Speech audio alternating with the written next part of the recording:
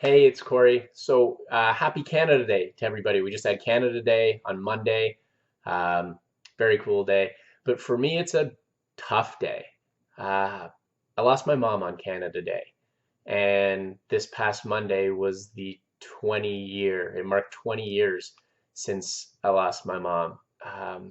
For those of you who don't know, my mom battled mental illness for quite a while and took her own life 20 years ago on Monday. So every year when Canada Day rolls around, it's tough.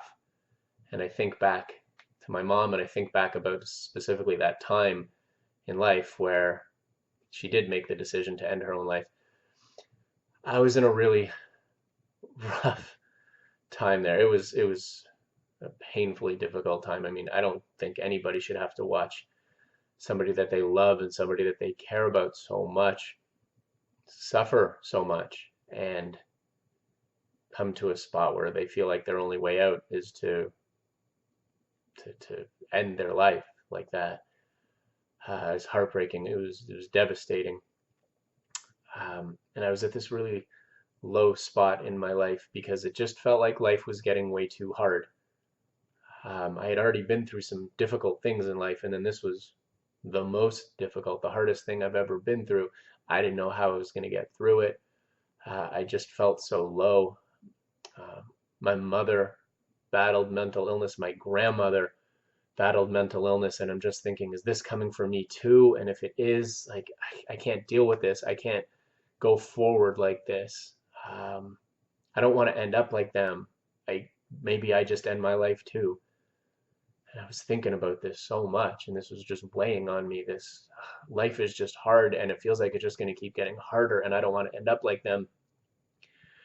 Do I just throw in the towel? Do I just give up on myself? And I thought about it and I thought about it and I caught myself thinking, nobody would blame you. Nobody's gonna blame you. People would understand because this is what you thought you needed to do. I don't know, but I just caught myself thinking this and thinking, I don't want to go out like that. I'm not ready to give up on myself. I want to keep going. And I promised myself that I would get through this. I didn't know how I would, but I just promised myself that I would. I said, Corey, you're going to get through this and you're going to be okay. I think maybe making that promise to myself really helped me get through it. And then I started asking myself these questions about what was going to come next. So if I was going to get up, if I didn't want to stay down, if I was going to get up, what was going to happen next? Am I just going to get up and that's it? Once I get up and once I start taking my next steps, what direction am I going to go in my life? And I asked myself this question. It just kind of came into my head at the time, but it changed my life because I asked myself this question: who do I want to be and what kind of life do I want to live? And I think that's a question that every single one of us needs to ask ourselves, because when you ask yourself that question, who do I want to be and what kind of life do I want to live, you have to be honest with yourself. You have to be. I couldn't give myself some cop out answer. I couldn't say I wanted to be like somebody else. I think you have to answer that question honestly and kind of in a way that's so pure and true.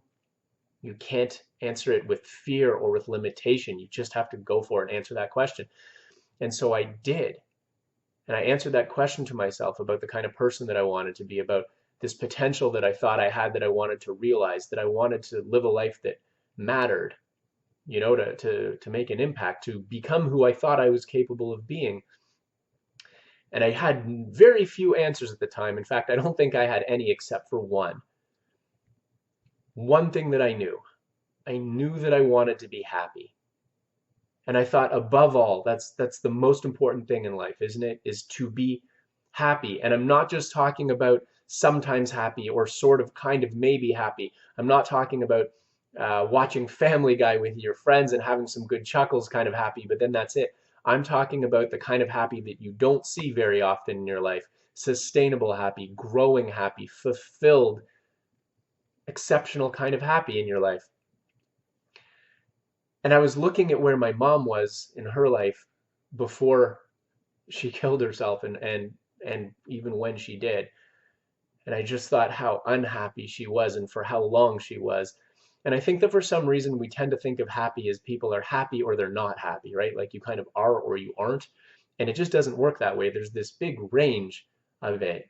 And I think of it just on the scale from 1 to 10. So my mom was at a 1 or a 2 and eventually a 0. And she spent so much of her life in that battling that 1 and that 2. And I thought, that's the worst it can get, right? That's the worst it can get. And for me in my life, I was at the lowest point. This was the worst it can get for me. And if this is the worst it can get, if there's a worst, there has to be a best. I mean, there has to be a best. That just makes sense to me. If there's a worst, there has to be a best. So if this is the worst it can get, then what's the best it can get? That's what I wanted. So if 1 and 2 and 0 was the worst, then what's the best? It's 10. And so that's what I want. I want to become 10 happy in my life. I don't know how I'm going to do it. I don't know what I'm going to need to figure out. I don't know what answers I'm going to need or even what questions to ask, but I'm committing to myself, and I made this commitment to myself, this unbreakable promise, this vow that I would live my 10. And that just kind of set me on an entirely different trajectory in my life for being who I want to be, for accomplishing things that I thought were so important to accomplish. It ended up leading to the Personal Greatness Project, helping young people figure out who they are and how they fit in and where they're headed next, how to tap into that potential, how to find themselves when they feel lost, and setting them on a path in their lives that's so amazing for them, helping them live their tens too. And none of this would have happened had I not lost mom in that way, had I not been at this super low spot in my life. None of this would have happened. And so when Canada Day comes, every year it's the same thing. I think about how much I miss my mom and how heartbreaking and devastating that time was in my life. I think about how much I love her still today. I think about how much I wish she was here to meet my wife, Erica, to meet her grandchildren, Callan and Brooks, to be their grandmother, to be a part of my life, and how horrible it is that all that just got ripped away at such a young age. And then I think about all the amazing things that happened because of it. I still miss my mom. I still love my mom, but I can't pretend that I'm not grateful for everything that came out of that and that I don't love the life that I live now. And I think so much of that just started with mom. So, mom, I love you and I miss you and thank you for everything. I guess I just wanted to share that. That's really been on my mind these last few days. And yeah, we'll talk soon. Bye.